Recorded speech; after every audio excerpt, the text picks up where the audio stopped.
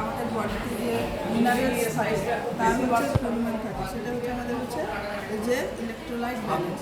এবার এই ইলেকট্রোলাইট ব্যালেন্সটা যখন ডিসফাংশন হয়ে যায় তখন হচ্ছে আমাদের বডিতে কিছু মানে সাইন সিমটম অ্যারাইজ হয়। সেই সাইন সিমটমগুলো হলো যে হাইপোন্যাট্রিমিয়া, হাইপারন্যাট্রিমিয়া, হাইপোগ্লাইসেমিয়া, হাইপারগ্লাইসেমিয়া। এগুলো কিসের জন্য হচ্ছে? কজেসগুলো হচ্ছে যে ডিহাইড্রেশন বা হচ্ছে যে কোনো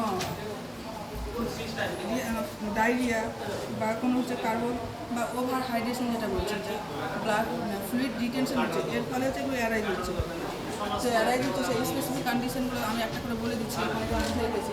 হাইপারন্যাট্রিমিয়া, ল্যাক অফ সোডিয়াম, সোডিয়ামের পরিমাণ যখন আমাদের বডিতে কমে যাচ্ছে, যে আমাদের সিরাম ব্লাড গ্লুকোজ আছে ওর লেভেল যা থাকে নর্মাল, ওর থেকে যখন কমে যাচ্ছে তখন কী বলছে হাইপারন্যাট্রিমিয়া। এক্সেসিভ অফ সোডিয়াম, যখন সোডিয়ামের পরিমাণ আমাদের বডিতে বেড়ে যাচ্ছে তখন বলছি হাইপারন্যাট্রিমিয়া। হাইপোগ্লাইসেমিয়া, এটা বেশিরভাগই দেখা যায় যে ডায়াবেটিস পেশেন্টের ক্ষেত্রে যে গ্লুকোজের পরিমাণটা কী হয়, কমে যায়।